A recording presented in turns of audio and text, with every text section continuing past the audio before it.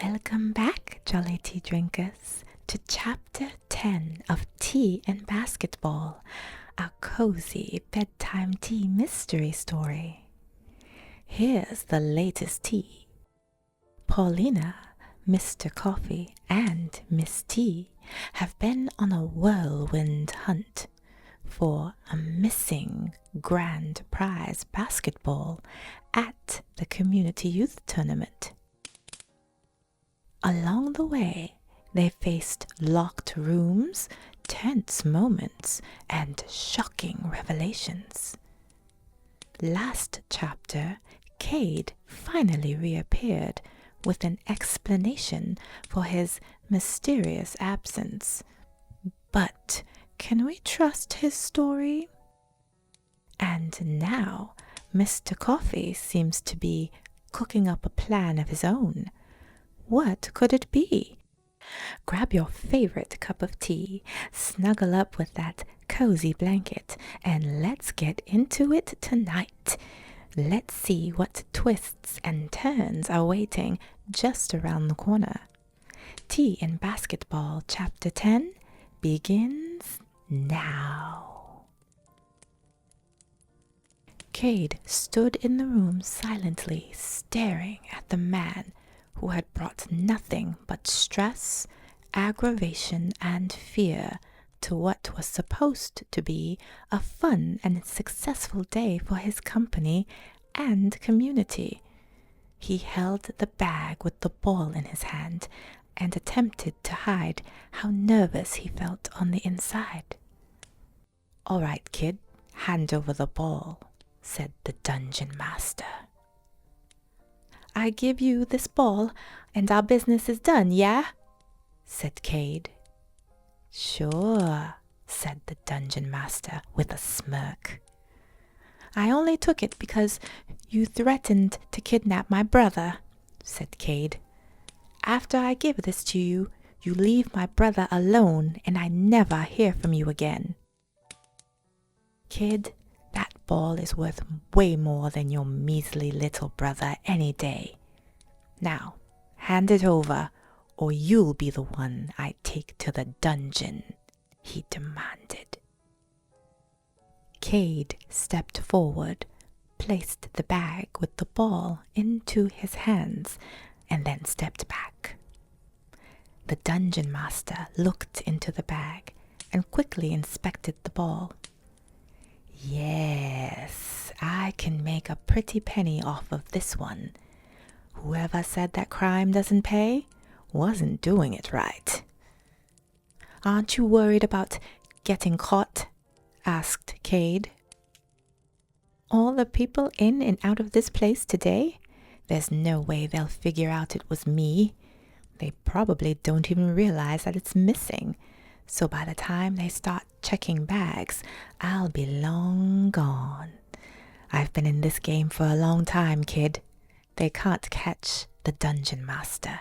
And you better keep your mouth shut, or else I'll be back for your brother and you. Understood?" Cade put his hands up in compliance and shook his head. "Good. Nice doing business with you, kid." He walked by Cade and smacked him on the shoulder. "Don't you mean threatening me?" said Cade. Semantics. I'll be in touch." "Ugh, please don't," said Cade. Suddenly, the door burst open. "Police! Freeze! Hands where I can see them." The dungeon master lifted his hands up and said, "Officer, I'm so glad that you're here.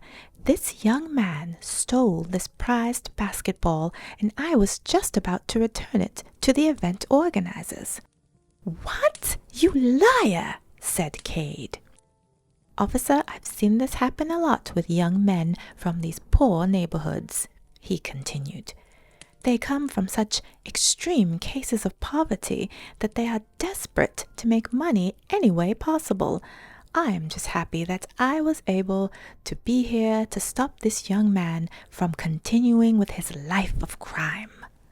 "Sir, we know that you are the mastermind behind the stolen ball operation," said the officer. No, officer, you have it all wrong, said the dungeon master as he pointed at Cade. That hoodlum stole the ball. I was simply retrieving it to return the ball to its rightful owner. All right, I think we've heard enough, said Sean as he entered the room with Miss T, Paulina, and Reggie. You, said the dungeon master as he looked at Mr. Coffee. Ha, said Sean. Oh, this day just got so much better. So, we meet again, Emilio Calvin. You're the dungeon master? Asked Paulina. What? Said Emilio. I have no idea what you're talking about. So, the dungeon master also owns a coffee company? Asked Miss T as she crossed her arms. Officer, this man tried to strong-arm me into selling his coffee at my tea cafe. Keyword tea. We don't even sell coffee there. This is simply a misunderstanding, said Emilio. Why don't we all go somewhere where we can sit and sort all of this out? Perhaps over a cup of Calvin's coffee? I wouldn't go anywhere with you if you paid me, said Miss T, and I certainly would never drink your disgusting coffee, let alone sell it in my cafe. Emilio sneered at her angrily. Sean stepped in front of Miss T and looked at Emilio menacingly. There are plenty of places around the world that would gladly sell Calvin's coffee. Well, you should go find one of them, because Miss T is definitely not selling your cruddy coffee, you dungeon dummy, snapped Paulina. Emilio lunged at Paulina, but Reggie stepped in front of her. The officer caught Emilio, pushed him against the wall, and handcuffed him. Give it up, Calvin. We recorded the entire exchange, said the officer. You are under arrest. Recorded? Emilio looked back at Cade and said, You. Get him out of here, said the officer to his partner. You'll pay for this, yelled Emilio as he left the room. Are you okay? Reggie asked Paulina. Oh, yes. Thanks for the save, said Paulina with a smile. Of course, said Reggie. We're a team. I knew there was something off about that man, said Miss T. He just gave me the creeps earlier, and now I know why. She shivered and rubbed her arms. Just as slimy as they come, said Paulina. You good? Sean asked Cade. He nodded and said, Yeah, I'm sorry I got you all mixed up in this. It was never my intention. It's not your fault, Cade, said Miss T, and the police were able to arrest him, so he shouldn't bother you again. Thanks, Hanson, said the officer as he shook Mr. Coffee's hand.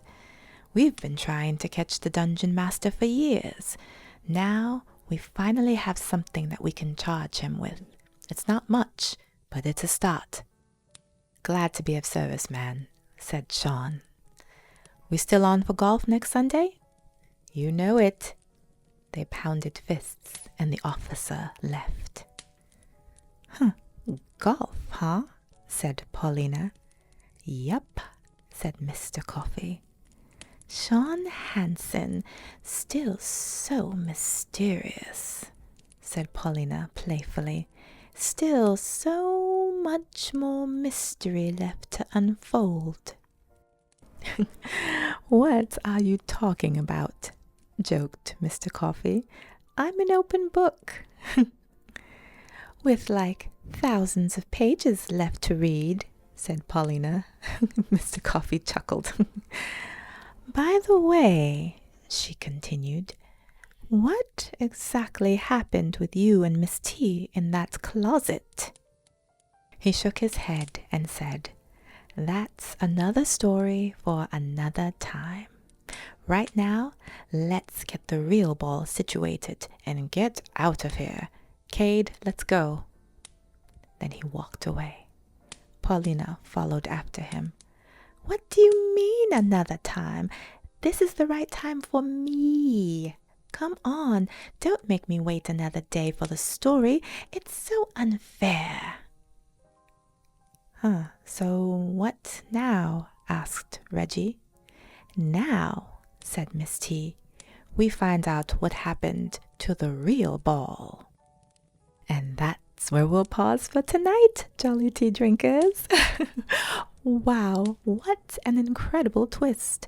The true culprit behind the missing basketball has been revealed, and it's safe to say that none of us saw that coming. Who would have thought things would take such a shocking turn at the youth center? As the team gears up for their next move, the big question looms: what will happen next? Can they bring the grand prize basketball back in time for the big moment? And how will this all wrap up tomorrow night?